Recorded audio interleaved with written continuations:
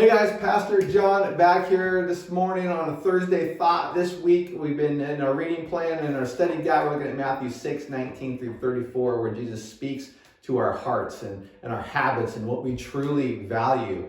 And right in the middle of it all, he drops a powerful and often overlooked image. The eye is the lamp of the body. So let's talk about what that means and why does it matter. Jesus begins by saying, don't store up treasures on earth, store them in heaven. Why? Because your heart follows your treasure. What you value will shape how you live.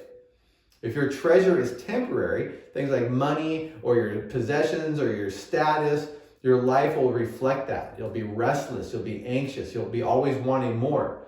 But if your treasure is eternal, God's kingdom, his righteousness, then your heart will be anchored in something unshakable. Then Jesus says the eye is the lamp of the body. He's not just talking about physical sight. He's talking about your spiritual focus, your inner perspective. In Jesus' time, to have a healthy eye meant being generous, clear-sighted, undivided in your purpose.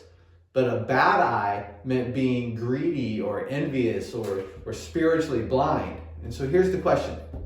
What are you setting your eyes on?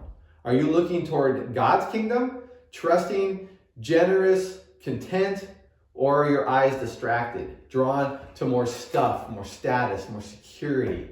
Jesus says if your eye is healthy, your whole body will be full of light. But if your eye is bad, it'll be full of envy or fear. Your life will be filled with darkness.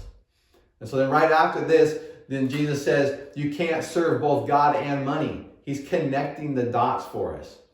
Your treasure or your focus and your master, they all go together. If you're fixated on wealth or control, you won't be able to be free to follow God fully.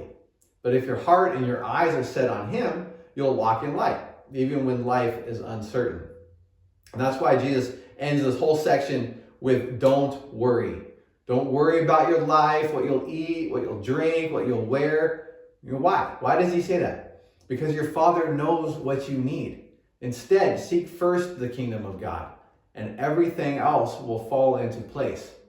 When your eye is fixed on God, your life will be full of light and peace and purpose.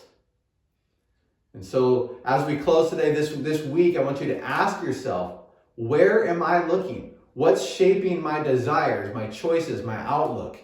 And let's determine to fix our eyes on Jesus. Let his light fill every part of us, and let's live like people who truly trust God to provide in all of these ways. Love God, love others, serve generously. We'll see you next time.